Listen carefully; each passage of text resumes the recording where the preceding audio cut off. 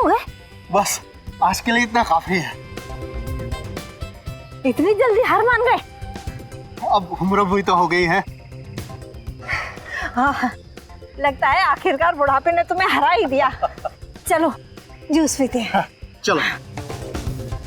वैसे एक बात बताऊं, मैं तो अभी तक थका नहीं। मैंने तो तुम्हारे लिए झूठ बोला ताकि तुम्हें आराम मिल सके। हाँ हाँ, अब तो बहाने बनाओगे ही।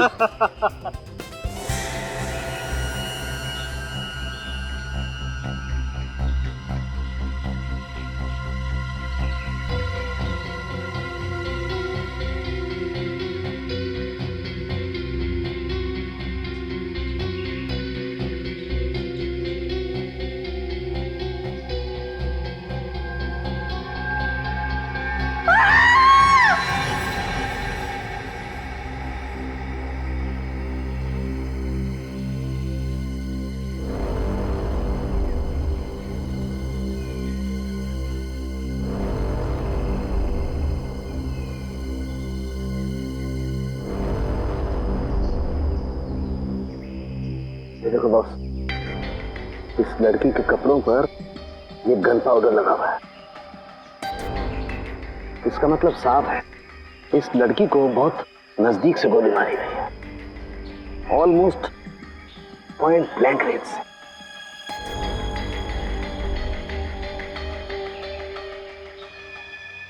साळुंखे, यार एक बात अजीब है, जख्म के पास खून जमा क्यों नहीं? क्लॉटिंग क्यों नहीं हुआ खून का? यही बात मैं भी सोच रहा हूं, ब्लड क्लॉटिंग क्यों नहीं है? Blood clotting sir? हाँ पंकज, ब्लड क्लॉटिंग। जब भी इंसान के शरीर में कहीं चोट लगती है तो दिमाग सिग्नल भेजता है चोट को ठीक करने के लिए, और इसलिए वो हिस्सा जहाँ पर चोट लगी है काला पड़ने लगता है, क्योंकि वहाँ पर खून जमा होने लगता है। इसी को ब्लड क्लॉटिंग कहते हैं। लेकिन यहाँ पर ब्लड क्लॉटिंग का कोई निशान क्यों नहीं है? पर सर, एक मरे हुए इंसान का दिमाग सिग्नल कैसे भेज सकता है? भेज सकता है पंकज, जरूर भेज सकता है, क्योंकि मरने के बाद भी कुछ देर तक इंसान का दिमाग जिंदा रहता है। वो पूरी कोशिश करता है चोट को ठीक करने की। थैंक यू सर, मुझे तो पता ही नहीं था। सर, हो सकता है इस लड़की को कोई बीमारी हो, इसी वजह से ब्लड क्लॉटिंग नहीं हुई। हाँ, हो सकता है पूरी, हो सकता है ये डायबिटीज या हीमोफीलिया की बीमार हो। ऑटोप्सी के बाद पता लगेगा। पूर्वी, पलटाओ इसे।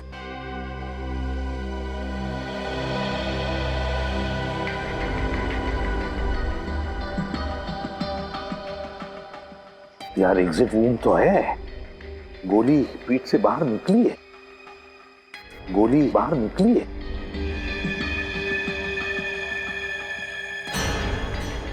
पूर्वी, पंकज देखो, वहां पर खून की छींटें हैं, देखो जरा अच्छी तरह से, गोली फंसी हुई है क्या? सर,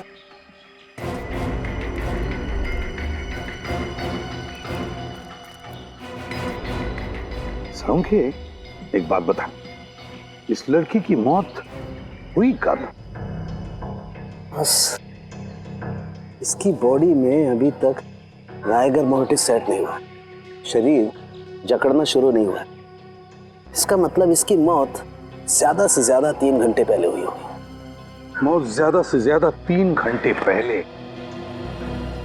मतलब सुबह सुबह कोई इस लड़की को यहां पर लेकर आया, फिर इस पर गोली चलाई और यहां से निकल गया। वैसे इस पार्क में कोई वॉचमैन भी नहीं, तो इस लड़की को किसी ने देखा भी नहीं होगा। साळुंखे, क्या हुआ? यार इस लड़की को देख के पता नहीं मुझे ऐसा क्यों लग रहा है जैसे मैंने इसे कहीं देखा है। तूने इस लड़की को देखा है? कहाँ देखा साळुंखे? कहाँ तो देखा? याद नहीं आ रहा यार कहाँ देखा है, लेकिन मैंने इसे देखा है। याद कर, तेरी याददाश्त तो इतनी जबरदस्त है, फिर भी तुझे याद नहीं आ रहा। याद कर, दिमाग में जोर डाल जरा। पता नहीं, लेकिन मुझे ऐसा लगता है जैसे कई साल पहले मैंने इस लड़की को देखा है। कई साल पहले? इसकी बचपन में देखा है क्या? प्रद्युमन, बचपन में देखा होता तो मैं इसकी शक्ल कैसे पहचानता यार? साळुंखे, फिर ये है कौन? देख, इसकी आईडी भी हमें नहीं मिली है कौन बेचारी, ये तो पता चल जाता। सर, हाँ? सर अच्छी तरह से चेक कर लिया, कहीं पे कोई गोली नहीं। कहीं पर भी गोली नहीं मिली? नहीं सर।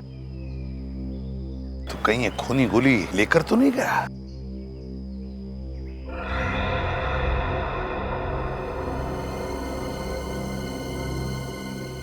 पूर्वी, वो देखो।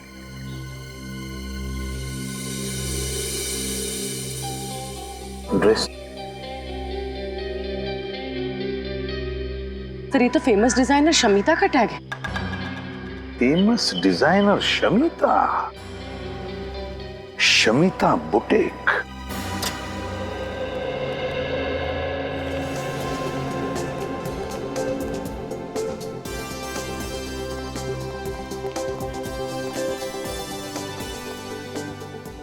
Welcome to Shamita's boutique. आपके फीचर्स और कॉम्प्लेक्शन को देखकर लग रहा है कि ये ड्रेस आप पर बहुत खिलेगा। एकदम सही कह रही है पूरी, ले लो ये ड्रेस। देखा, अब तो आपके बॉयफ्रेंड ने भी कह दिया, अब तो आप ले ही लो। मैडम, आपको कुछ दिखाना है? CID? I am so sorry, मैंने आपको पहचाना नहीं था। कोई बात नहीं, ये बैज तो आपने देख लिया, अभी टैग देखिए और बताइए ये आप ही के बुटीक का है नहीं था।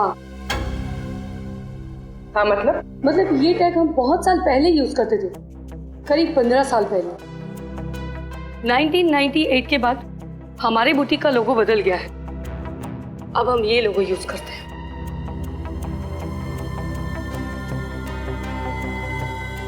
पंद्रह साल पुराना लोगो? मतलब उस लड़की ने इतने पुराने कपड़े पहने थे? पर वो कपड़े देखने में तो एकदम नए लग रहे थे। आप लोग किस लड़की के बारे में बात कर रहे हैं? इसके बारे में। ओह माय गॉड, क्या हुआ इसे? इस लड़की की मौत हो चुकी है, क्या आपने पहले कभी इसे देखा है? जी नहीं। अब ये कैसे पता चलेगा कि ये लड़की है कौन? सर ये मेरी बीवी वैष्णवी। आपकी बीवी? Yes officer. पर इसे हुआ क्या है? धनंजय जी, वैष्णवी का खून हुआ है। क्या? किसने मारा इसे? वही पता लगा रहे हैं हम। लेकिन एक बात बताइए, आखिरी बार कब मिले थे आप वैष्णवी से? 20 साल पहले। 20 साल पहले? 20 साल पहले वैष्णवी गायब हुई थी। मैंने इसे कहां नहीं ढूंढा, हर पुलिस स्टेशन, हर अखबार, हर जगह। सॉरी। अच्छा एक बात पूछूं आपसे, आपकी शादी कब हुई थी? 23 साल पहले, 3 अक्टूबर 1990। हमारी लव मैरिज थी। मैं और वैष्णवी एक ही मेडिकल कॉलेज में पढ़ते थे। वैसे उम्र क्या है आपकी? 50 साल। 7 जून 1963 मेरी बर्थ डेट है। और वैष्णवी जी की? तकरीबन 3 साल छोटी थी मुझसे। 3 साल छोटी थी आपसे, मतलब 47 साल की उम्र थी उनकी, है ना? अच्छा, वैष्णवी जी का कोई फोटोग्राफ है 20 साल पुराना?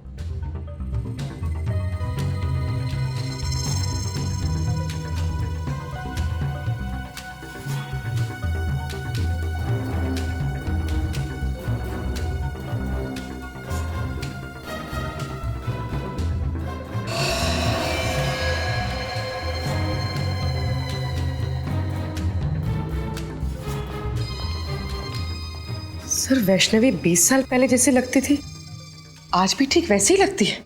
हाँ सर, उम्र के साथ साथ इनके चेहरे में तो कोई बदलाव आया ही नहीं। वही तो है ना बड़ी अजीब बात।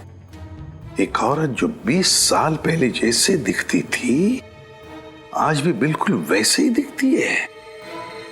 ये कैसे? ये मम्मी है। ये मम्मी है? हाँ सचिन, जैसी पिरामिड्स में मिली हैं वैसी मम्मी, लेकिन इस मम्मी को बनाने में एक अलग टेक्निक का इस्तेमाल किया गया है। सर आप क्या कह रहे हैं, कुछ समझ में नहीं आ रहा है। मैं समझाता हूं। देखो, ना तो इसकी स्किन का रंग बदला है, ना इसकी बॉडी ने सड़ना शुरू किया है, कोई डिकम्पोज नहीं हुई है, और ना ही इसकी बॉडी ने जकड़ना शुरू किया है। और तो और ग्रेविटी की वजह से शरीर का वो हिस्सा जो जमीन को छूता है काला पड़ना शुरू हो जाता है और वहां पर ब्लड मार्क्स आना शुरू हो जाते हैं, लेकिन इसके शरीर पे कहीं भी कोई ब्लड मार्क नहीं है। मतलब इसकी बॉडी पे समय का कोई असर नहीं हुआ? बिल्कुल सही अभिजीत। तो फिर पता कैसे चलेगा कि वैष्णवी की मौत कब हुई? हाँ, वैष्णवी। अरे इसे तो मैं जानता हूं, इसे ही तो मैं याद करने की कोशिश कर रहा था यार। इसे मैं जानता हूं, ये मेरे साथ मेडिकल कॉलेज में पढ़ती थी। What a brilliant student she was. ये तो एमकेएन कॉलेज में साइंस की प्रोफेसर थी। डॉक्टर अविनाश की तो मौत हो गई, वही एक बता सकती थी कि वैष्णवी हर गुरुवार को जाती कहां थी। सर, हाँ, वैष्णवी कहां जाती थी उसका जवाब शायद इन फाइल्स में। क्या है इन फाइलों में? वैष्णवी की रिसर्च रिपोर्ट। 20 साल पहले जिस पुलिस स्टेशन में धनंजय ने वैष्णवी के गायब होने की रिपोर्ट लिखवाई थी, वहीं से लेके आया। अच्छा, वेरी गुड। देखे तो सही है क्या इनमें।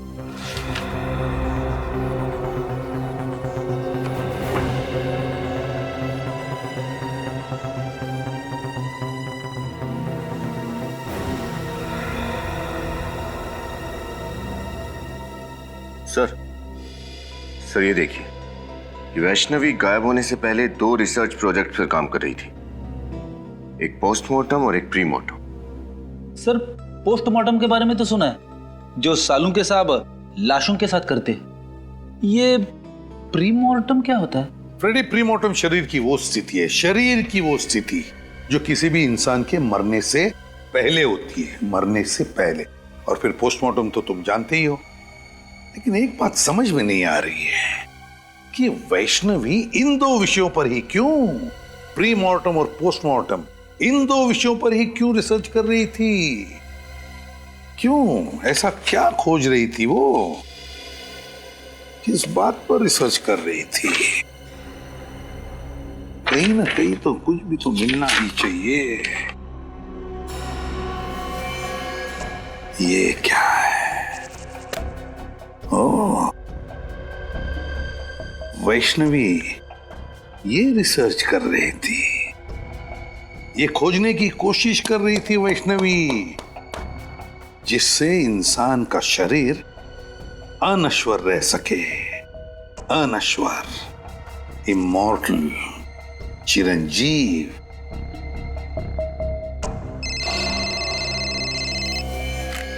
आसान क्या? ऐसी क्या बात बताना चाहते हैं आप कि आपने हमें यहाँ पर दोबारा बुलाया? कुछ ऐसी बात जो तुम सोच भी नहीं सकते। सर, वैसे तो ऐसी बहुत सारी बातें जो मैं सोच नहीं सकता, लेकिन आप बताइए ना, ऐसी कौन सी बात कहना चाहते हैं आप? पंकज, तुम्हारा खेल खत्म हो चुका है। हम तुम्हारा सारा राज जान गए हैं। खेल? राज? ये क्या बात कर रहे हैं सर आप? बस सर, नहीं खड़े रहना, नहीं तो गोली चल जाएगी। सर, ये आप क्या कर रहे हैं सर? प्लीज गन नीचे करो। चुप। जस्ट कीप क्वाइट पूर्वी, just keep quiet.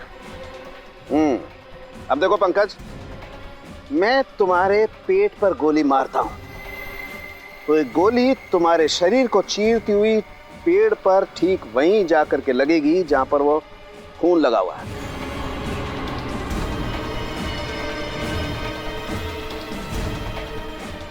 Right sir. पूरी प्लीज सर को रोको, मेरे पैर कांप रहे हैं। सर, ये क्या मजाक है? बिल्कुल चुप। पंकज, जमीन पे लेट जाओ। लेट जाओ, नहीं तो गोली मार दूंगा। एक मिनट सर, लेट आओ। गुड। अब देखो पूर्वी, अब अगर मैं पंकज के पेट पे यहां से गोली मारूं तो गोली इसके शरीर को चीरती हुई कहां जाएगी? जमीन में जाएगी सर। एग्जैक्टली। रुक जाओ सालुंके, नहीं तो गोली चला दूंगा मैं। ये गन रख ले बस। सर, मैंने ऐसा क्या किया सर कि आप मेरी जान लेना चाहते थे? मैं तुम्हारी जान लेना नहीं चाहता पंकज, बल्कि मैं आप लोगों की मदद कर रहा हूँ बॉस, इस केस को सुलझाने में। पंकज पर गोली चला के? हाँ? गोली मारी तो नहीं ना बॉस। उस दिन हम लोगों को गोली शायद इसलिए नहीं मिली क्योंकि हम लोग सोच रहे थे खूनी ने वैष्णवी पर जब वो खड़ी थी तब गोली चलाई, जबकि हकीकत ये है कि खूनी ने वैष्णवी की लाश पर गोली चलाई जब वो पड़ी हुई थी यहाँ जमीन पर। क्या?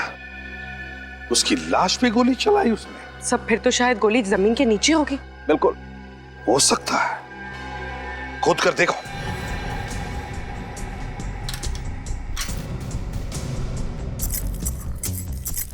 मतलब साळुंखे, ये खूनी हमें गुमराह कर रहा था।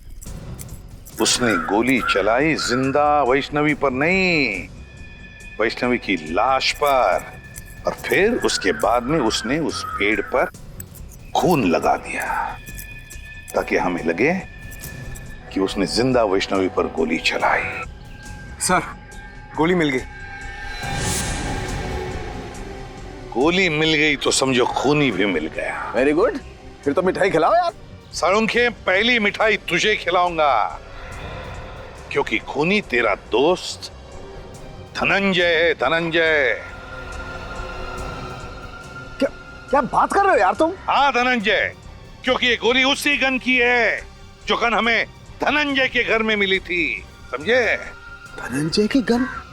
लेकिन तुम धनंजय के घर कब गए? जब तुम धनंजय के साथ कॉफी शॉप में कॉफी पी रहे थे तब। प्रद्युमन, तुम मेरे दोस्त पर शक कर, और तुमने मुझे इस बारे में बताया क्यों नहीं? जरूरी नहीं समझा। चलिए सर, धनंजय को गिरफ्तार कर लेते हैं। हाँ, धनंजय को तो कभी भी अरेस्ट कर सकते हैं, लेकिन ये बात किसी को भी पता नहीं चलनी चाहिए, याद रखना साळुंखे। इस केस ने दिमाग घुमा दिया सचिन। पहले हमें जॉगर्स पार्क से एक लाश मिलती है जिसकी बॉडी का डीएनए उसके रगों के खून के डीएनए से मैच नहीं करता है। फिर हमें पता चलता है कि वो लाश है डॉक्टर वैष्णवी की। उनके पति धनंजय का कहना है कि डॉक्टर वैष्णवी की लाश अभी भी बिल्कुल वैसी दिखती है जैसे वैष्णवी 20 साल पहले दिखती थी। 20 साल से लाश में कोई चेंज नहीं हुआ। साळुंखे साहब ने बताया कि वो इसलिए क्योंकि लाश को मम्मी की तरह सुरक्षित रखा गया था। डॉक्टर वैष्णवी किसी खास प्रोजेक्ट पे काम कर रही थी, और जिस आदमी को उसके बारे में मालूम था, डॉक्टर अविनाश, उनके बेटे अनिरुद्ध का कहना है कि उनकी मौत भी 15 साल पहले किसी रहस्यमय तरीके से हो गई। वो प्रोजेक्ट कौन सा था, इसके बारे में अभी तक पता नहीं चला। लेकिन सर, एक बहुत चौंका देने वाली बात पता चली है सर। क्या? सर, डॉक्टर अविनाश की कुंडली कहती है कि ना उनकी कभी शादी हुई और ना ही उनका कोई बेटा था सर। हा? मतलब उनके पड़ोस में रहने वाली वो औरत हमसे झूठ बोल रही थी। या तो वो औरत झूठ बोल रही है या फिर कोई ढोंगी डॉक्टर अविनाश का बेटा बनकर ये सारी कहानियां फैला रहा है। अभिजीत, वैष्णवी 47 साल की होने के बावजूद 27 साल की क्यों दिख रही थी, और उसकी लाश सड़ना क्यों नहीं शुरू हुई, इसका राज पता चल गया है मुझे। क्या राज है सर? प्लास्टिनेशन। प्लास्टिनेशन? हाँ, ये एक नया तरीका है लाशों को बरसों बरस, एक लंबे समय तक प्रिजर्व करके रखने का। इसका मतलब सर, इजिप्ट में जैसे लाशों को मम्मी बना के रखा जाता है वैसे? बिल्कुल ठीक निखिल, वैसे ही। लेकिन इसमें एक फर्क है। फर्क यह है कि इसमें लाश के अंदर का तरल पदार्थ, लिक्विड, बाहर निकाल लिया जाता है और उसकी जगह पर लिक्विड प्लास्टिक लाश के अंदर डाल दिया जाता है। और जब वो लिक्विड प्लास्टिक ठोस हो जाता है, जम जाता है, तो फिर लाश वैसी की वैसी रहती है, उसमें जरा भी फर्क नहीं पड़ता है। हाँ, मैंने भी किसी साइंस जर्नल में इस तकनीक के बारे में पढ़ा था सर। लेकिन जहां तक मेरा अंदाजा है, इसमें लाश की खाल निकाल ली जाती है ना। लेकिन वैष्णवी की खाल तो ज्यों की त्यों है। यही वो वजह है जिसके कारण हम इस केस में गोल गोल घूम रहे थे। दरअसल वैष्णवी ने एक ऐसा फार्मूला इजाद कर लिया था जिसकी वजह से लाश की चमड़ी बिल्कुल भी नहीं बदलती है, वैसी की वैसी बनी रहती है, हमेशा जवान। पर सर, क्या ये मुमकिन हो सकता है? हाँ, बिल्कुल मुमकिन है। साइंस में नामुमकिन कुछ भी नहीं होता है, और ये वैष्णवी ने करके दिखा दिया। वैष्णवी ने एक ऐसे फार्मूले का आविष्कार किया जिसमें इंसान की चमड़ी में नए पैदा होने वाले सेल्स की संख्या मरने वाले सेल्स से ज्यादा होती है, और इसीलिए इंसान की चमड़ी हमेशा वैसी की वैसी बनी रहती है। और अब इस फार्मूले का पता मुझे भी चल गया है। इसका मतलब ये फार्मूला वैष्णवी ने अपने ऊपर इस्तेमाल किया होगा, इसीलिए उसकी त्वचा 20 साल से वैसी की वैसी है। या फिर उस खूनी ने वैष्णवी के ऊपर एक्सपेरिमेंट किया होगा। जो भी है, वैष्णवी की मौत के पीछे का कारण ये नया आविष्कार है डॉक्टर साहब, ये नई खोज।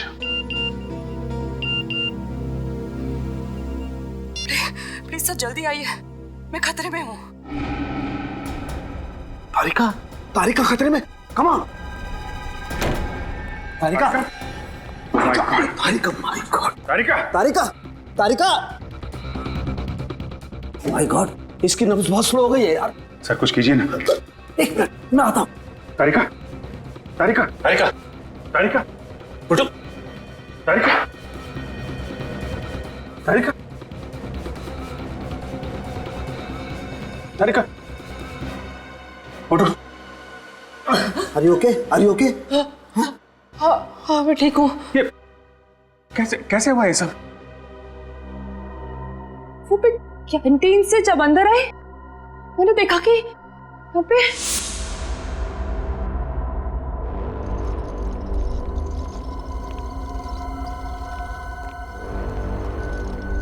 अरे कौन हो तुम लोग और लाश को कहाँ लेके जा रहे हैं? हम लोग जीके हॉस्पिटल से आए हैं। डॉक्टर सालुंके साहब ने हमें लाश को वहाँ के मोर्ग में लाने को कहा है। क्या? लेकिन मुझे तो कुछ नहीं बताया सालुंके सर ने इस बारे में। और ये फाइल कहाँ छुपा के ले जा रहे हो? सालुंके साहब ने फाइल भी मंगाई है। तो हम चलें? नहीं रुको, पहले मैं सर से एक बार बात कर लूं।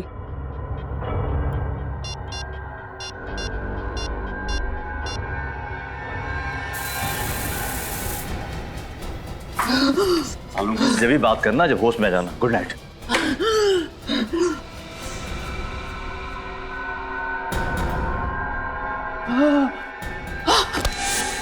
सर ये बात समझ में नहीं आई, ये कोई लाश क्यों चुराएगा?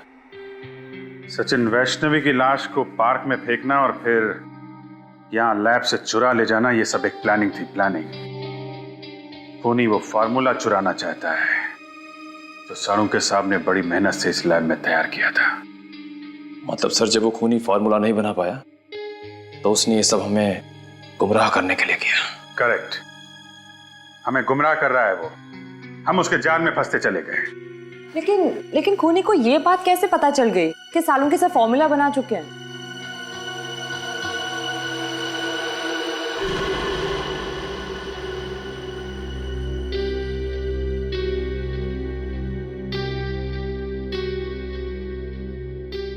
सालुंके साहब,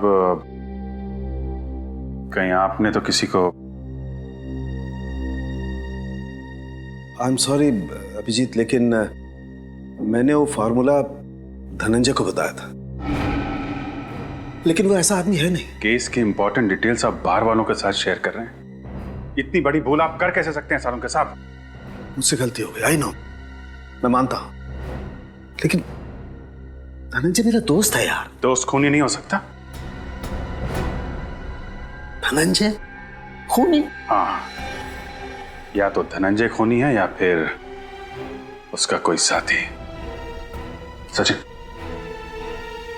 इन चोरों का स्केच बनवाओ और सारी खबरों को इन्फॉर्म कर दो।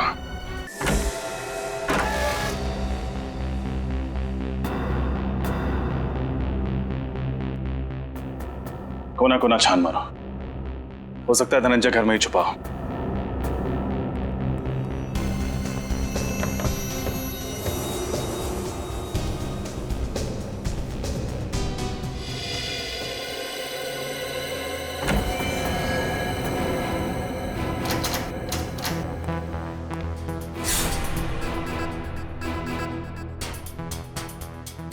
रजत, मेरी बात पे यकीन करो यार, मैं कह रहा हूं, मैं धनंजय को बहुत अच्छी तरह से जानता हूं, मेरा पुराना दोस्त है। वो वैष्णवी को नुकसान पहुंचाने के बारे में सोच भी नहीं सकता यार। आई एम सॉरी सर, इस वक्त आप एक दोस्त की तरह सोच रहे हैं, एक सीआईडी ऑफिसर की तरह नहीं। अच्छा, और उस वक्त तुम कहां गए थे जब रोमा की लाश को मेरे पास लेकर के आए थे और तुमने कहा था ये सीआईडी को पता नहीं लगना चाहिए सर? तब तुमने सीआईडी ऑफिसर के बारे में क्यों नहीं सोचा? तुम्हें पता है रजत, सीआईडी को जब कोई लाश मिलती है तो सबसे पहले फॉरेंसिक लैब में आती है, और तुम उसे कहां ले गए? वहां प्राइवेट नर्सिंग होम में। सर आप इसे मेरा पागलपन समझिए या कमजोरी। मैं एसीपी सर से तब तक नजरें नहीं मिलाऊंगा जब तक मैं अपने ऊपर लगे हुए सारे इल्जाम गलत साबित नहीं कर देता। तुमने ठीक नहीं किया रजत। अगर कोई और इन सर्कमस्टांसेस में मेरी मदद मांगता मैं उसे साफ मना कर देता, लेकिन तुम्हारे दिल में सीआईडी के लिए एक जज्बात है, अपनी ड्यूटी के लिए, एक फर्ज के लिए एक बात है। Let me see what I can do for you. क्या चाहते हैं सड़ों के साथ? मैं आपका एहसान चुकाने के लिए इस खूनी को छोड़ दूं? फिर खूनी? ये खूनी की क्या रट लगा रखी है तुमने रजत? एक बार प्रूव हो जाने दो कि धनंजय खूनी है, फिर चढ़ा देना उसे सूली पर, चढ़ा देना तुम। सर वो खूनी है कि नहीं ये तो तभी साबित होगा जब वो हमारे हाथ लगेगा। पता नहीं किस कोने में जाके छुप गया है।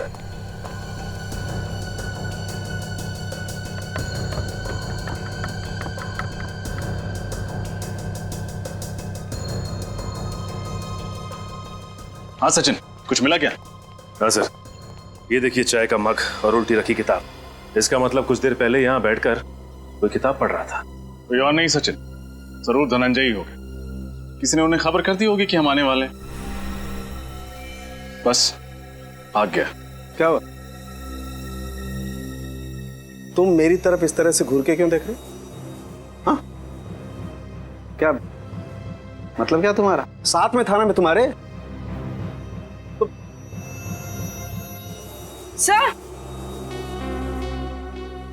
सर ये देखिए, टूटा हुआ वास।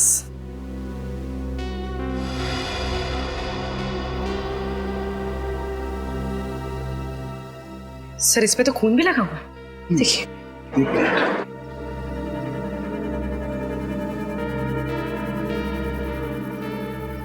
इस पे तो कुछ उंगलियों के निशान भी है। पूर्वी सर, एक काम करो, घर में देखो कोई टेल्कम पाउडर देखो प्लीज। तो कहीं ये खून धनंजय का तो नहीं? धनंजय को कुछ हो तो नहीं गया? या फिर शायद धनंजय ने किसी को कुछ कर दिया। Sir thank you. मुझे तो लगता है कि धनंजय यहाँ बैठ करके चाय पी रहा था और किसी ने इस वास से उसके सर पे वार किया और उसे किडनैप कर लिया है।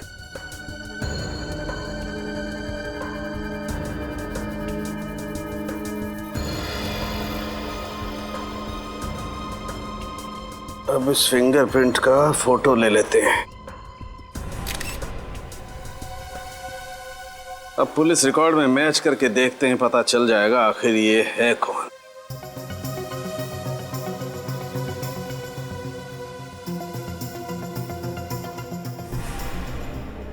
ओह, ये तो बालू है।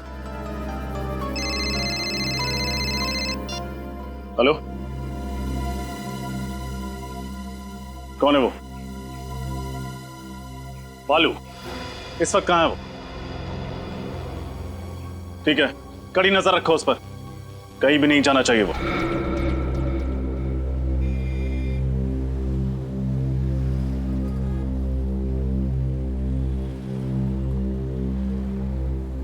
चलो भाई, तुम जाओ।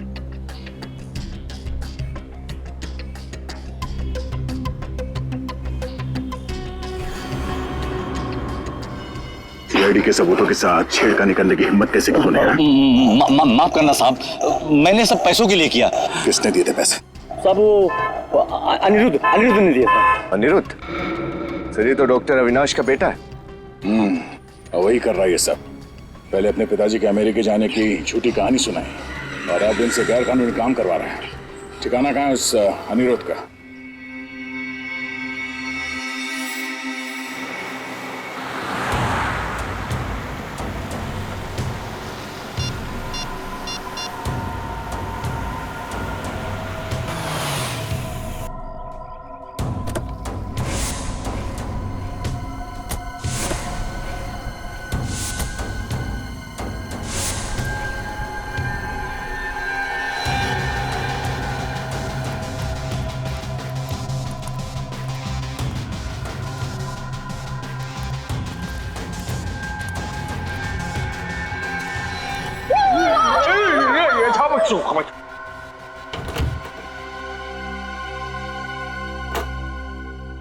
कौन हो तुम? तो फरमा रहे बर्फा। वफा? ये बाहर से आए हैं। ये है मिस्टर बफाब और ये है मिस्टर चफाब। क्यों आया? महफूज की तरह जरफान होना चाहता हूँ। मूछ की तरह जवान होना चाहते हैं।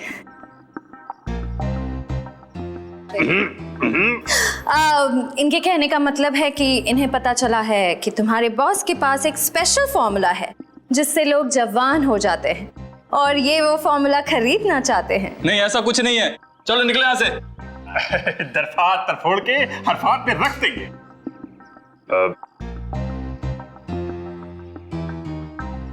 देखो, इन्हें बहुत गुस्सा आ रहा है।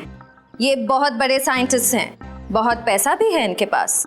अपने बॉस से मिलवा दो, बहुत फायदा हो जाएगा। यहीं रुको, मैं बॉस से बात करता हूँ।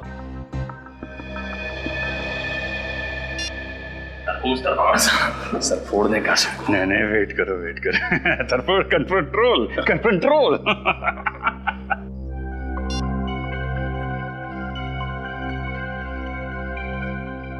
हथियार तो नहीं है ना पास में? हथियार? अब हर्फ हथियार? हर्फ हमको हर्फ हथियार की जरूरत नरफी। हर्फ हमारा हरफात, हर्फ हथियार। अरे चले? बरफोर्स।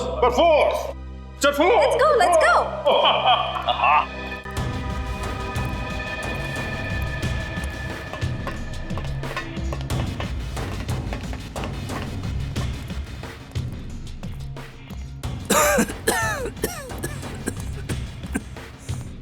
आइए।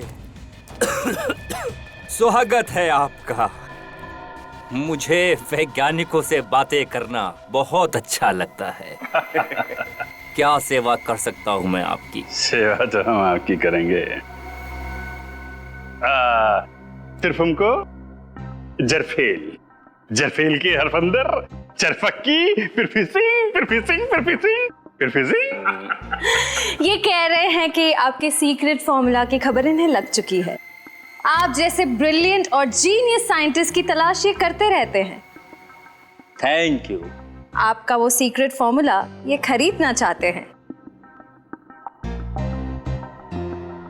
पर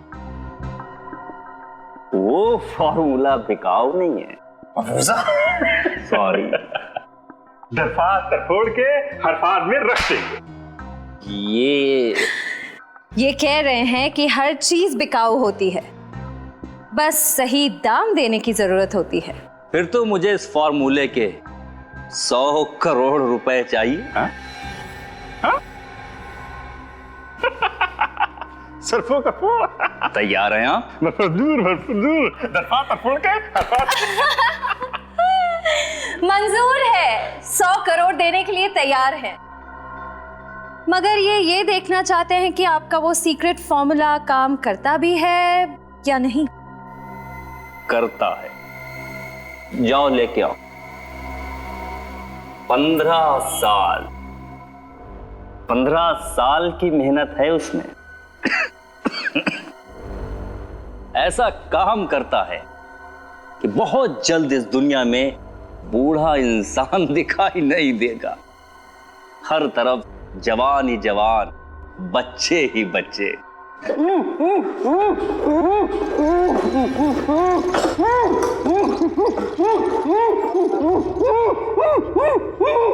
देखिए कैसे मैं इस 55 साल के आदमी को अपने सॉल्यूशन की मदद से 25 साल का नौजवान बना दूंगा। दरफात तरफोड़ दो। ये पूछ रहे हैं आप ये सब करेंगे कैसे? विज्ञान। जैसे जैसे इंसान की उम्र बढ़ती जाती है, उसके शरीर के सेल्स की मरने की संख्या नए पैदा होने वाले सेल्स से कहीं अधिक ज्यादा हो जाती है, जबकि हमारे बचपन में या जवानी में ऐसा नहीं होता। अब देखिए, इस सॉल्यूशन की मदद से मैं इसकी खाल को फिर से जवान कर दूंगा, क्योंकि नए पैदा होने वाले सेल्स की संख्या मरने की संख्या से कहीं अधिक ज्यादा हो जाएंगे।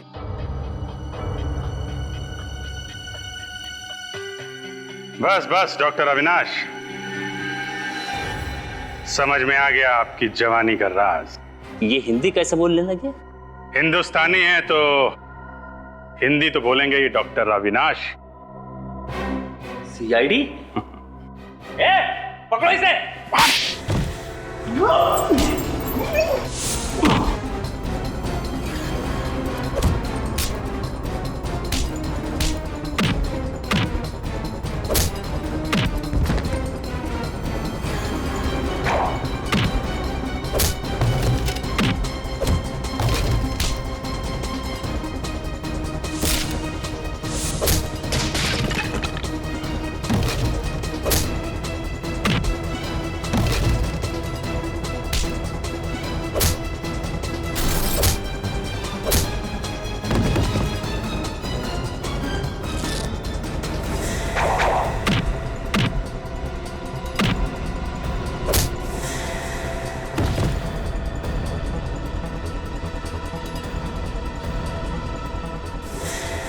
बुढ़ापे में इतनी भागदौड़ अच्छी नहीं है अविनाश जी, ब्यूरो चल के आराम कर लीजिए।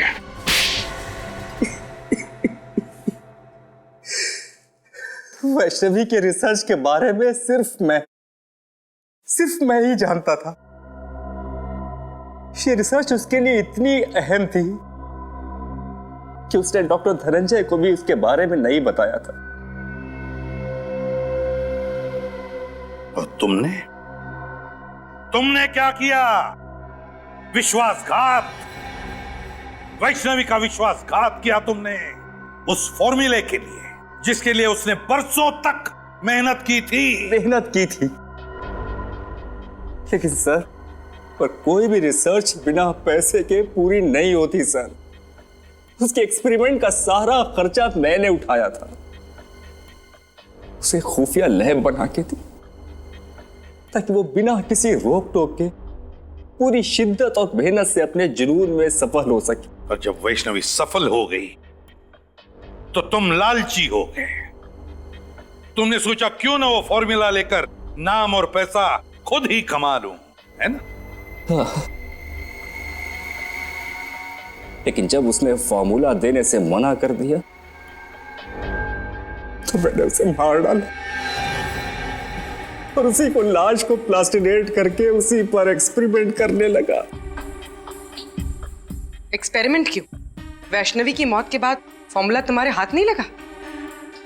नहीं, क्योंकि उसने मरने से पहले वो कागज को नष्ट कर दिया था। मैं 20 साल तक नाक रगड़ता रहा, लेकिन वो केमिकल मुझसे नहीं बना। ओ, एक और सफलता।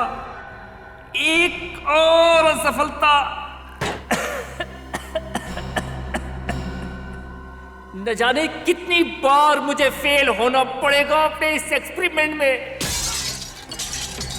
हमें गुमराह करने के लिए तुमने वैष्णवी की लाश को पार्क में फेंक दिया। तुम जानते थे कि सीआईडी वाले आज नहीं तो कल उस केमिकल के बारे में जरूर पता लगा लेंगे और मौका मिलते तुम उसे चुरा लोगे, हैं? हाँ, और मेरा प्लान कामयाब भी हो गया था। लेकिन उस केमिकल को बेचने से पहले आप लोग मुझ तक पहुंच गए। बड़े बड़े मुजरिमों के पापी इरादों पर पानी फिरा है सीआईडी ने, समझे? अब जेल में सड़ते बैठना, अपनी नकली जवानी के दिन काटते फांसी का ऑर्डर आने तक।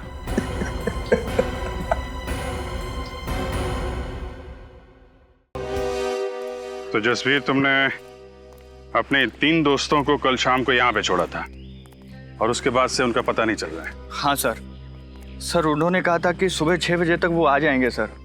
मुझे काफ़ी फिक्र हो रही है सर। वो लोग जब बहुत ज़्यादा लेट हो गए तो मैंने प्रिंसिपल साहब को इन्फॉर्म किया सर। सर, मैंने सुना है ये बहुत ही खतरनाक इलाका है। यहाँ लोग अक्सर गुम हो जाते हैं और लूटपाट भी बहुत होती है। सर, मैडम बिल्कुल सही कह रही है। इसलिए मैं ये 2 गाइड्स मार्को और दीपिका को आपके साथ भेज रहा हूँ ताकि वो उन्हें ढूंढने में ये आपकी मदद करें। मार्को और दीपिका, आप लोग तो इस इलाके से अच्छी तरीके से परिचित होंगे ना? जी हाँ, हम दोनों इस इलाके को बहुत अच्छी तरह से जानते हैं। That's great. चलिए फिर देखते हैं।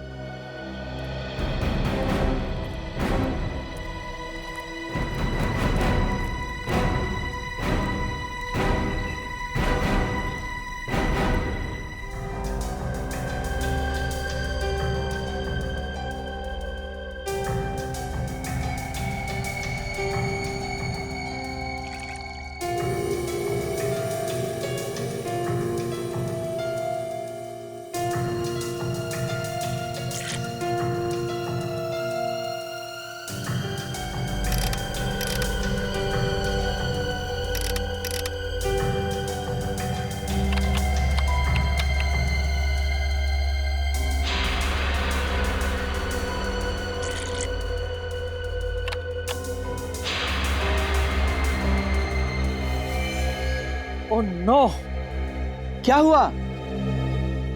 मिट्टी बंजर है क्या? नहीं, ऐसी तो कोई बात नहीं है। तो फिर? ये देखो, मिट्टी में से क्या मिला है। ओह माय गॉड, अब हम क्या करेंगे? करना क्या है, सीआईडी में डॉक्टर सालुंके को फोन करते हैं।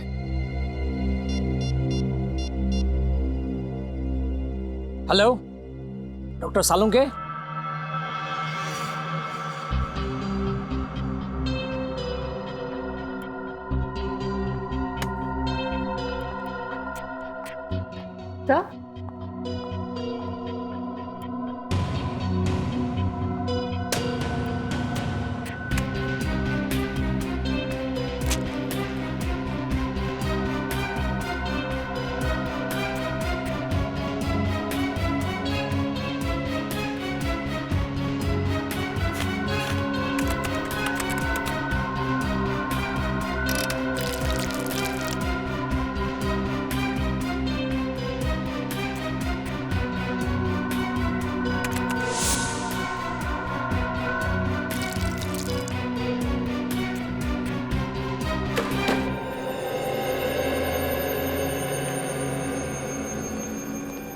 आप लोगों का शक एकदम सही था। उस मिट्टी में मुझे पूरे 26 लोगों का डीएनए मिला है।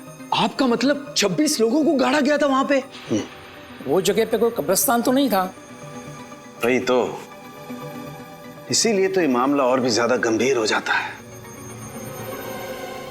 कौन थे ये लोग?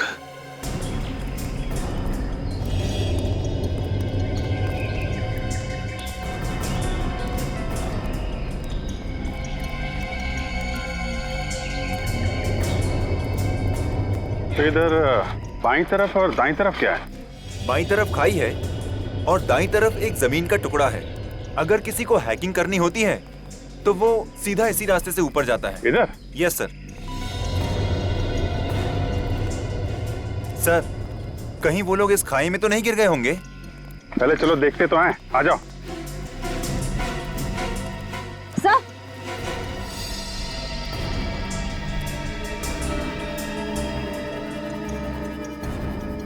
Sir ice cream. हाँ सर, वो लोग आइस बॉक्स में आइसक्रीम और जूस भी लेकर आए थे सर। मतलब यहीं कहीं खाना वाना खाया इन लोगों ने। ठीक है, ये आइसक्रीम का कप, प्लेट, मतलब यहाँ पे बैठ के उन लोगों ने खाना खाया है। यहीं कहीं आसपास टेंट वेंट लगा के आराम भी किया होगा। यहाँ आसपास कोई ऐसी जगह है जहाँ पे टेंट लगाया जा सके? यस सर, उस तरफ। चलो देखते हैं। अच्छा किया जो आप लोगों ने डॉक्टर सालुंके को तुरंत फोन कर लिया, वरना किसी को पता भी नहीं चलता कि यहाँ पर 26 लोगों की लाशें दबी हुई हैं। सर, ये लाशें किसकी हो सकती और यहाँ पे कैसे है?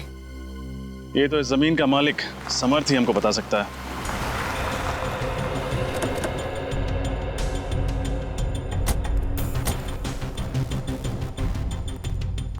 हेलो ऑफिसर, क्या हुआ? अरे अगर कोई तकलीफ थी तो हमें बता देते।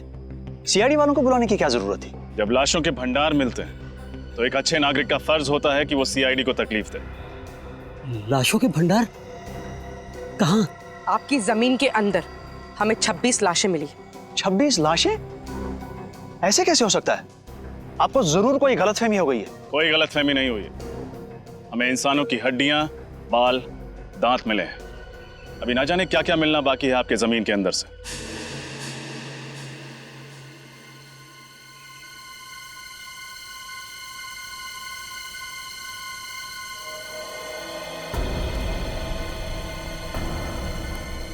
सुनो भैया, यहाँ लेके आओ।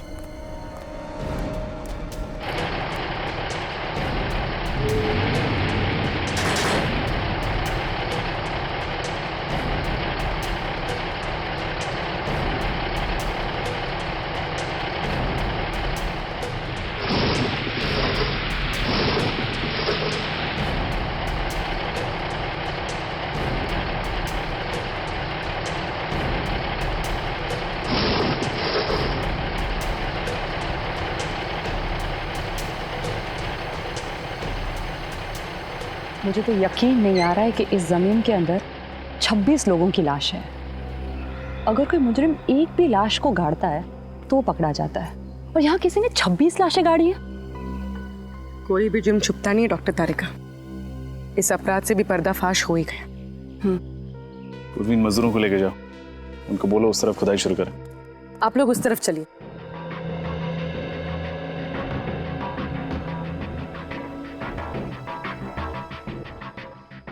सर। हाँ बोलो। गलती से भी रिश्वत देने का ख्याल अपने दिमाग में मत लाना। सीआईडी के सामने तुम्हारी दाल गलने वाली नहीं है। वो बात नहीं सर, आप हमें गलत समझ रहे हैं। दरअसल क्या बात है? मैं इस जमीन का मालिक नहीं हूँ सर। तुम मालिक नहीं हो तो कौन है? पता नहीं सर। पता नहीं मतलब? मैं आपको बताता हूँ सर। दरअसल हम सुनसान और अनजान जमीन पर कब्जा कर लेते हैं, उसके बाद उस जमीन को दूसरों को बेच देते हैं, या फिर वहाँ पर मकान या दुकान बना देते हैं। What? हाँ सर, हमें नहीं मालूम था सर इस ज़मीन पे कब्जा करने के बाद हमें मुनाफा के बदले जेल की सलाखें मिलेंगी सर। सर हमें बचा लीजिए सर। मुजरिम अक्सर पकड़े जाने के बाद लेखक बन जाते, दिलचस्प कहानियां सुनाने लगते हैं। तुम्हारी भी अच्छी है। नहीं सर, ये कहानी नहीं है, ये सच्चाई है सर। आप ये जमीन के पेपर देख लीजिए सर। आप किसी भी अच्छे वकील को दिखा लीजिए, वो यही कहेगा कि ये नकली पेपर से। जब तुम्हारी कहानी सच्ची भी है, तुम्हें जेल तो जाना ही पड़ेगा।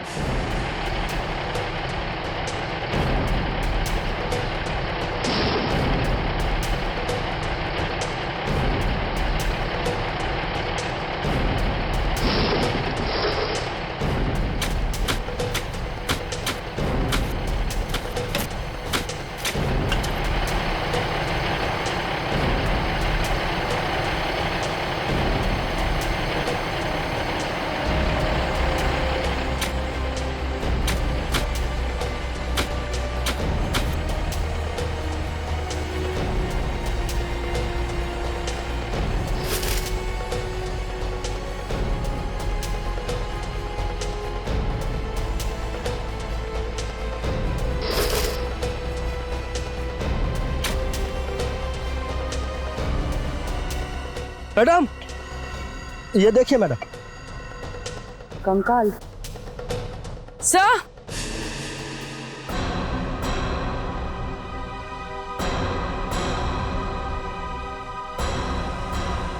उधर कुछ है?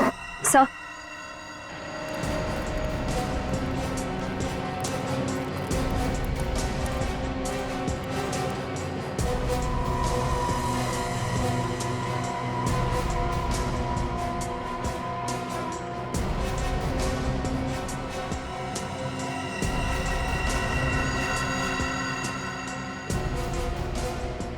ये देखो, एक और बैग।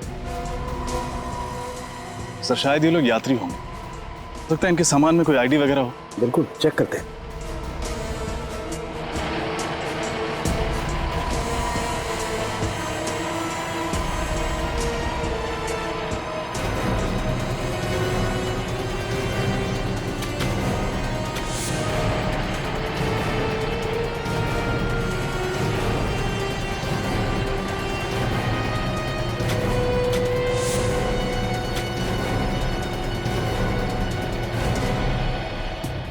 बैग में तो कुछ भी नहीं है, कोई आईडी वगैरह। सर, ये देखिए।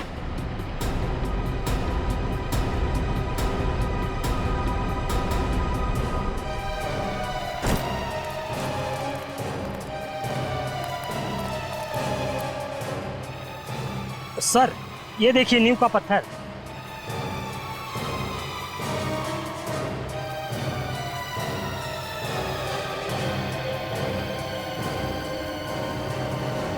कहीं ऐसा तो नहीं कि यहाँ पर कभी कोई बिल्डिंग हुआ करती थी जिसे गिरा कर इस जगह पर कब्रिस्तान बना दिया गया? हो सकता है।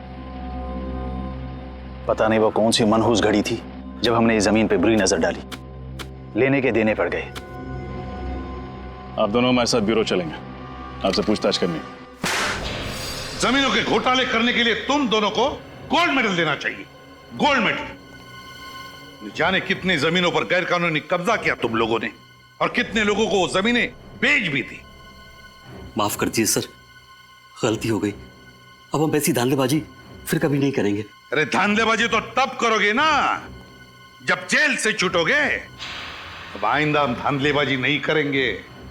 खज्जर फर्म्स के बारे में बताओ, किसके नाम पर है वो जमीन? बताओ जल्दी। हम सच कह रहे हैं सर, हमें कुछ भी नहीं मालूम।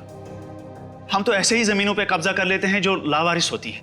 फिर भी कब्जा करने के पहले तुमने रजिस्ट्री ऑफिस से पता किया ही होगा ना कि ये जमीन किसके नाम पे? किया था, और रजिस्ट्री ऑफिस में कुछ महीने पहले आग लग गई थी, जिसकी वजह से इस जमीन के सारे डॉक्यूमेंट चल गए थे। हाँ सर, और जब हमें पता चला कि इस जमीन के आगे पीछे और कोई नहीं है, यहां तक कि इसके पेपर्स भी नहीं है, तो हमने तुरंत इसके ऊपर हक जमा लिया। सर, ये रही रजिस्ट्रेशन ऑफिस में लगी हुई आग की रिपोर्ट। आग लगी थी 6 जून 2003 और आग की वजह पेट्रोल। मतलब सर वो आग जानबूझकर लगाई गई थी, जमीन का इतिहास मिटाने के लिए? हाँ पूर्वी, जानबूझकर लगाई गई थी, क्योंकि खूनी जानता था कि एक न एक दिन वो सारे कंकाल जमीन के नीचे से ऊपर आएंगे। इसलिए अपने आप को बचाने के लिए उसने ये रास्ता ढूंढा था। ये पता लगाना चाहिए कि उस नींव के ऊपर वो जो कंक्रीट का कंस्ट्रक्शन मिला है ना, वो ढांचा, उस पर पहले क्या बना हुआ था।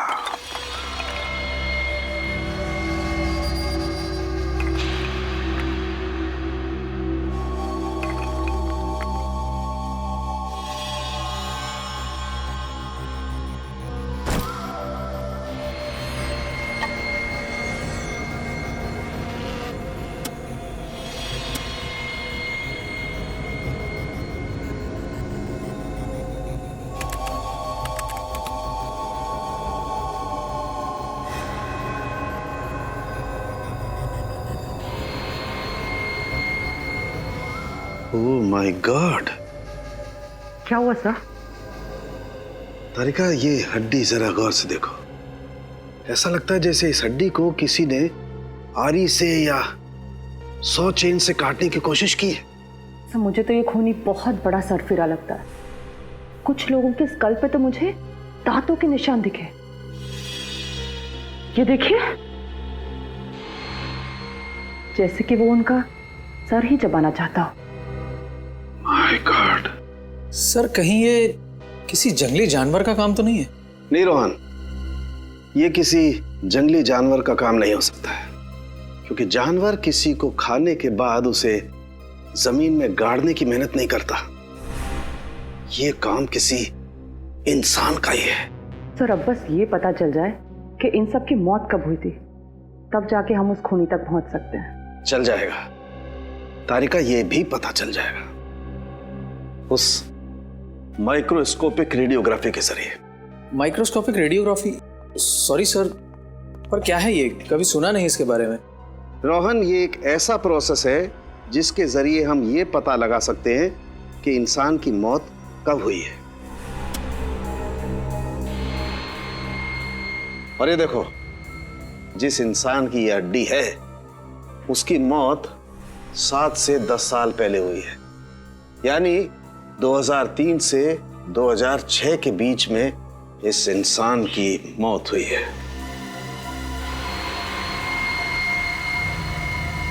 मामला गड़बड़ लग रहा है।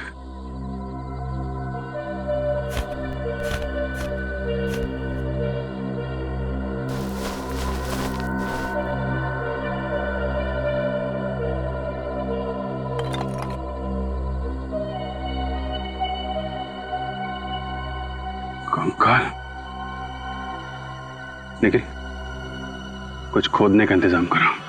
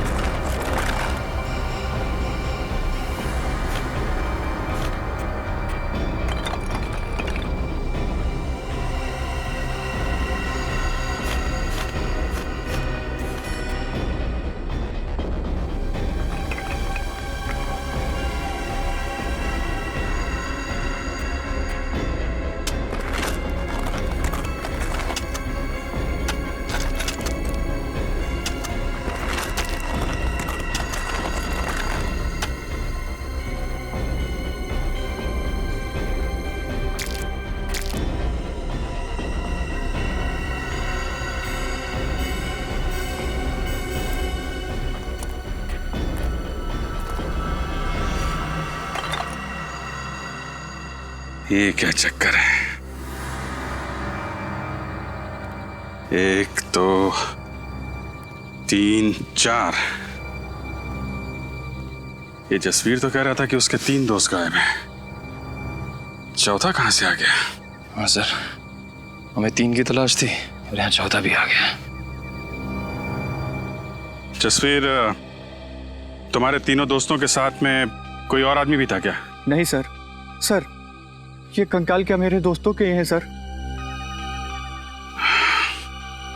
बहुत जल्द पता चल जाएगा।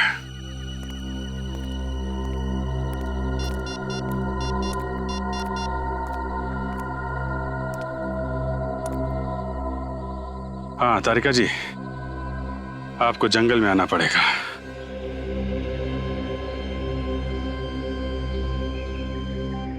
अभिजीत, इन सभी की मौत को ज्यादा दिन नहीं हुए, लेकिन ये वाला कंकाल बाकी 3 कंकालों से कुछ अलग कहानी बता रहा है। ये बात तो है डॉक्टर तारिका, ये कंकाल इन तीनों कंकाल से अलग तो है। इन सब की जो खोपड़ियों का साइज है वो लगभग आम इंसान जैसा है, लेकिन इसकी खोपड़ी का साइज इतना बड़ा। ये एक आम इंसान की तरह नहीं लग रहा है। डॉक्टर तारिका, इनकी मौत कैसे हुई होगी? श्रेया,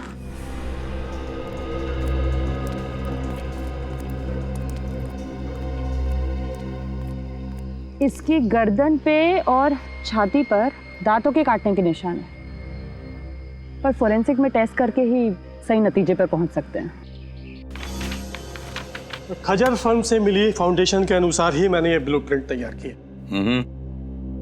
काफी बड़ी जगह है ना? जी सर, इसको देखकर नहीं लगता है कि ये किसी का घर या ऑफिस होगा। 2 स्विमिंग पूल की जगह छोड़ी गई है सर। 2 स्विमिंग पूल तो किसी होटल या रिसोर्ट में ही हो सकते ना? बिल्कुल सही कहा आपने। इसे देखकर लगता है ये जरूर कोई होटल या रिसोर्ट होगा, क्योंकि कॉरिडोर की जगह भी छोड़ी गई है यहाँ पर। और ये यहाँ पर हमें सबसे ज्यादा लाशें मिली इस एरिया में। यहाँ क्या हो सकता है? मुझे लगता है सर ये होटल या रिसोर्ट का गार्डन हो। कोई होटल या रिसोर्ट, कोई होटल या रिसोर्ट जहां पर लोग रहने जाते थे पर जिंदा वापस नहीं लौटते थे। डॉक्टर तारिका, एक बात समझ में नहीं आ रही। आप कह रही हैं कि इनको मरे हुए ज्यादा दिन नहीं हुए, तो फिर इनके शरीर से खाल और मांस कहां गया? इन गड्ढों में हमें खाल का एक छोटा सा टुकड़ा भी नहीं मिला है। नहीं अभिजीत, एक टुकड़ा है यहाँ पे।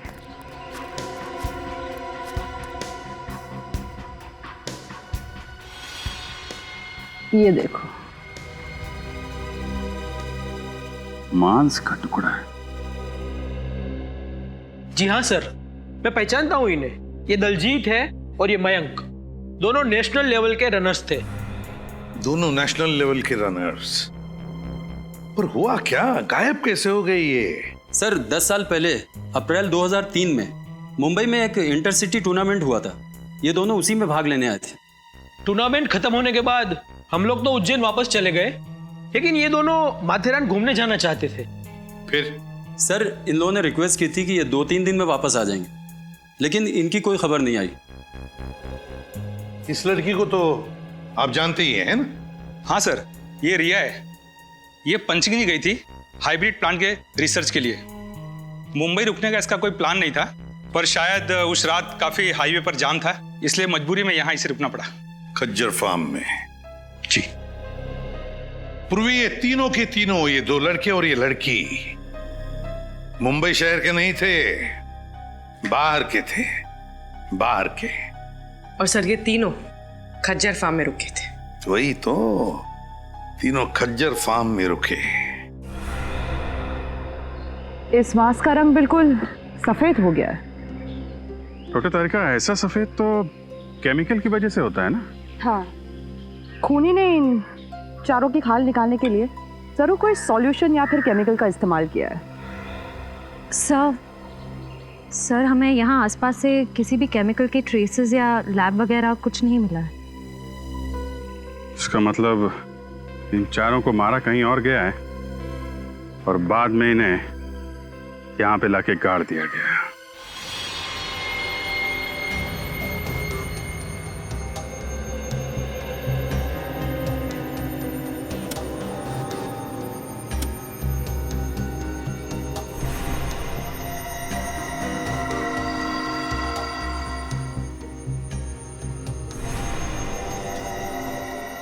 अब तक तो आप लोग इंसानों की लाश, इंसानों के कंकाल लाया करते थे, लेकिन इस बार आपने सारी हदें पार कर दी। क्यों नॉट सर, ये कंकाल भी तो इंसानों के ही हैं। हाँ हैं, वो तीनों कंकाल इंसानों के हैं, लेकिन ये चौथा कंकाल जानते हो किसका है? किसका है sir? Pavilion man. Pavilion man? क्या मतलब? देखो, इंसान को इंसान बनने के लिए कई स्टेजेस से गुजरना पड़ा है, ये तो सबको मालूम है। ये पेलियन मैन इंसान बनने से पहले वाली स्टेज है। अरे बाप रे, ये तो बड़ा ही खतरनाक है। हाँ फ्रेडी, ये बहुत खतरनाक भी है और बहुत ही ज्यादा शक्तिशाली भी है। इन तीनों लड़कों को उस पेलियन मैन ने मार के खाया है, मार कर खाया है अपनी भूख मिटाने के लिए। तो ये जीव नरभक्षी होते हैं, मैन ईटर्स। हाँ पूर्वी, तभी तो इनके दांत हमारी तरह नहीं होते, बिल्कुल बड़े और नुकीले होते हैं। दिखाती हूं।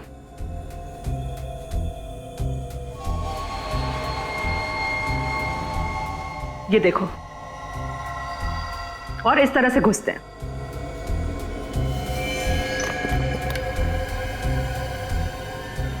सर, हमें तो लगा था ये किसी जंगली जानवर का काम है।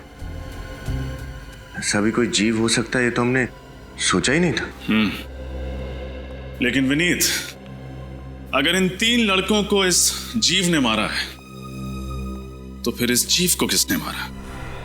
क्योंकि इसकी खाल भी बिल्कुल उसी तरह निकाली गई जिस तरह इन 3 लड़कों की निकाली गई थी। मुझे लगता है इस पेलियन मैन को कोई और कंट्रोल करता है। आप शायद सही कह रहे हैं सोलंकी साहब, क्योंकि अगर इसे कोई और कंट्रोल नहीं कर रहा होता तो ये अब तक शहर में घुसकर तबाही मचा चुका होता। कोई तो है जो इसे इसकी खुराक देता है। उस एरिया के सारे रिसोर्ट्स में जाके चेक करना होगा।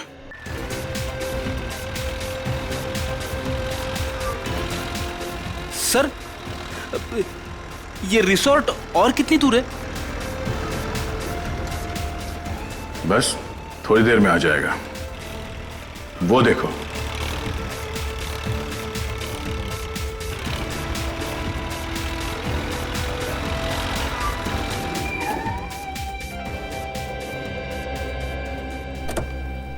इस इलाके में ये वो दो रिसोर्ट हैं जिनके नक्शे ठीक उस रिसोर्ट की तरह है जो 2003 में नष्ट किए गए थे।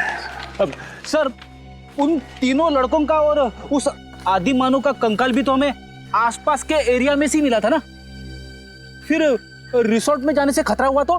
फ्रेडी, खतरा है इसीलिए तो जाना है। ये देखो, दोनों रिसोर्ट्स में खुफिया रास्ते हैं। एक रास्ता ये तहखाने की तरफ जाता है और ये दूसरा रास्ता रिसोर्ट से बाहर निकलता है। ये जो कोई भी जीव है जिसने इतना आतंक मचा रखा है, उसे इस रिसोर्ट के किसी खुफिया कोने में पाल पोस के बड़ा किया गया होगा। हाँ सर, कोई तो है जो अपने फायदे के लिए इस जीव का गलत इस्तेमाल कर रहा है और खून की नदियां बहा रहा है। एग्जैक्टली। वो जो कोई भी है, आज की रात उसकी जिंदगी की आखिरी रात होगी। काम करते हैं, मैं और सचिन ये सामने वाले रिसोर्ट में जाते हैं। फिर तुम और निखिल यहाँ इस रिसोर्ट में जाओ। सर मैं आपके साथ आता हूँ। नहीं, निखिल की रक्षा के लिए तुम्हें इसके साथ जाना पड़ेगा। चलें सर? चलो, डरना नहीं, मैं हूं ना।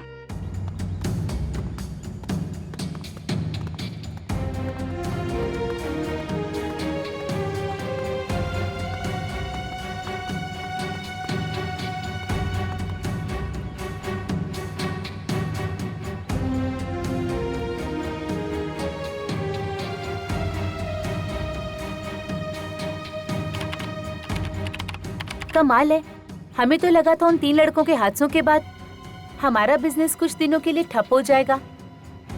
वैसे आप लोगों को डर नहीं लग रहा ट्रैकिंग करने में? आप किस हादसे की बात कर रही है? हमने तो ऐसा कुछ सुना नहीं था। चलिए, अच्छी बात है कि आपने ऐसा कुछ भी नहीं सुना। वो कहते हैं ना, इग्नोरेंस इज ब्लेस। अच्छा, वैसे ये बताइए कि हम लोग अपने कमरे में खाना कब तक मंगवा सकते हैं? रात में 11 बजे तक। उसके बाद रिसेप्शन पे कोई नहीं रहता। वैसे चलिए, आइए।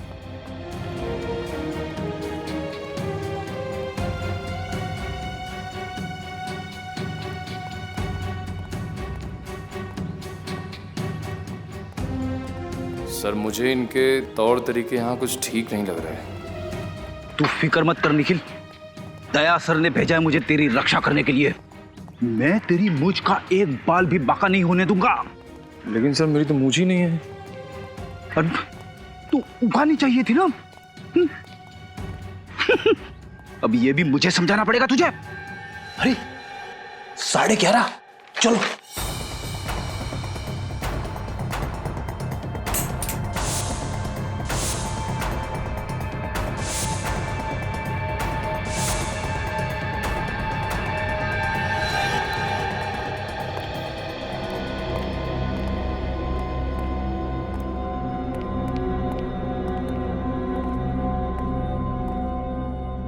ये दरवाजा तो कॉरिडोर पे खुलता है।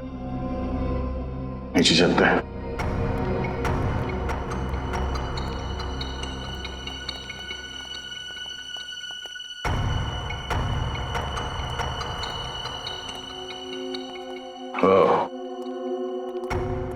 लगता है ये खुफिया रास्ता है। हाँ सर, तहखाने में तो कुछ मिला नहीं था। हो सकता है यही दरवाजा हमें मुजरिम तक पहुंचा दे।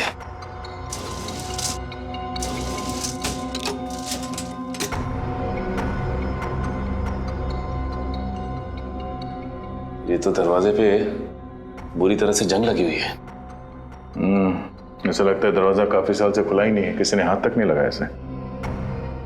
ये दरवाजा। आप लोग यहाँ क्या कर रहे हैं? हाँ,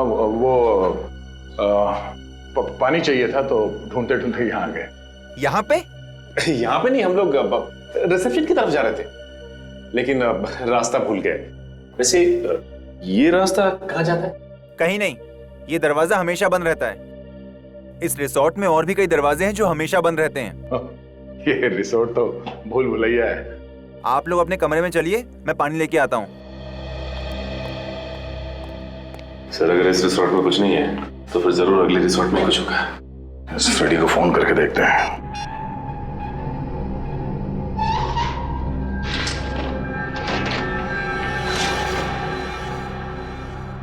अरे बाप रे, कितना अंधेरा है यहाँ पे। ना तो कोई बल्ब है और ना ही ट्यूबलाइट। लगता है फ्रेडी का मोबाइल नेटवर्क एरिया में नहीं है, लग नहीं रहा। सर 1 मिनट, मैं निखिल का ट्राई करता हूँ। ये यहाँ पे दरवाजा है। नहीं लग रहा सर। एक काम करते हैं, वहीं चल के देखते हैं।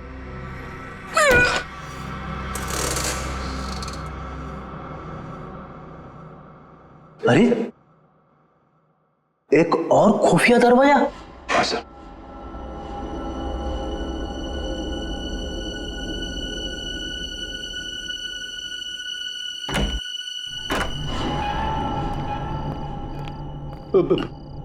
मैंने सुना है अक्सर ऐसी बंद अंधेरी जगह पे आत्माएं होती है।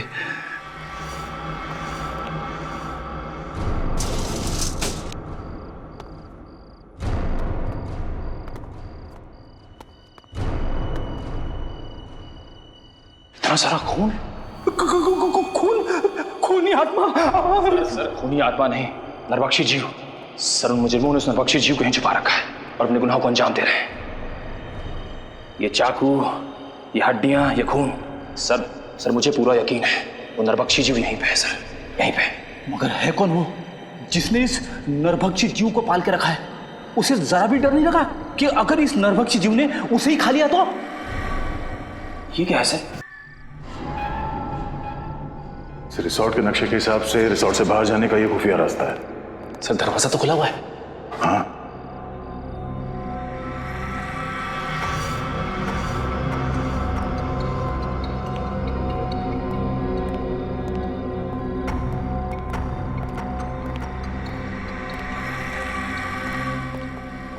दो पलंग? हाँ, दोनों पलंग पे चेन है उस नरभक्षी जीव को बांधने के लिए। एक जीव दो पलंग, अब ये नया क्या चक्कर है? ये कैसी आवाज है? किसी जानवर की आवाज लग रही है। सर दो पलंग, कहीं ऐसा तो नहीं यहाँ पे दो नरभक्षी जीव है? निखिल, यहाँ से खिसक लेते हैं, आगे का इन्वेस्टिगेशन दया सर के साथ ही करेंगे। सर कुछ नहीं होगा आपको, मैं हूं ना। कौन है वहां पे?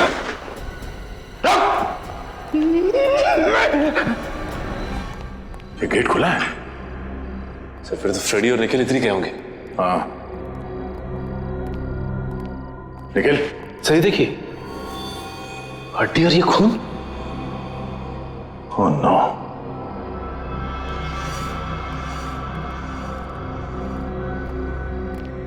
ये क्या?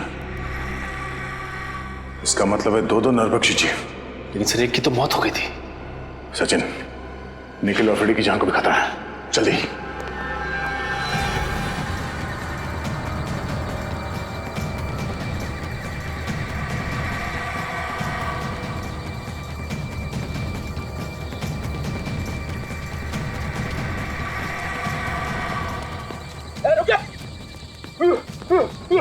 भागना मत, वरना गोली चला दूंगा।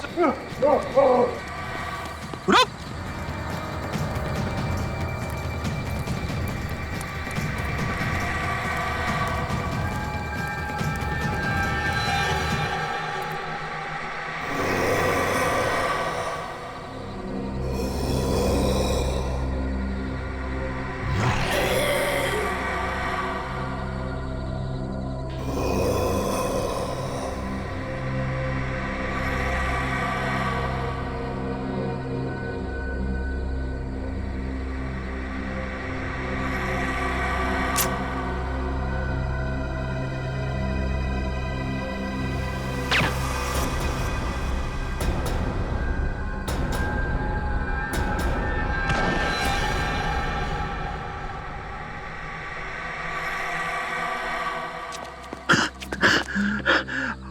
अरे वाह सर, आपने इसे मार दिया? नहीं फ्रेडी, सिर्फ डांट से बेहोश किया इसे। अच्छा हुआ सर आप लोग आ गए, वरना आज मेरी वाइफ का सुहाग उजड़ने वाला था। हट जाओ तुम लोग, हट जाओ वहां से। लगता है इस जीव का मालिक मैदान में निकल ही आया। इसी वक्त का तो इंतजार था हमें। हट जाओ वहां से, हट जाओ वरना गोली चला दूंगी। अरे सर, ये तो दीपिका है। हट जाओ। गन नीचे करो। निकल जाओ यहाँ से। गन हटाओ, गन नीचे रखो। मैं कहती हूँ हट जाओ वरना गोली चला दूंगी। दीपिका गन नीचे करो। मैंने कहा हट जाओ यहाँ से। सचिन,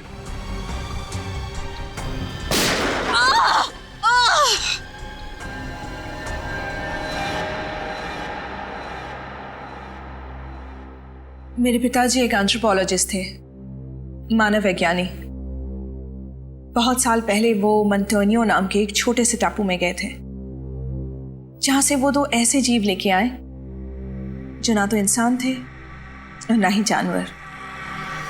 उन्हें देखकर ऐसा लगता था जैसे वो इंसानों से एक स्टेज पीछे हैं। एक मिनट, तुम्हारे पिताजी उन लोगों को यहाँ इंडिया में कैसे लेके आए? ये तो गैर कानूनी है ना? जी, स्मगल करके, गैर कानूनी तरीके से।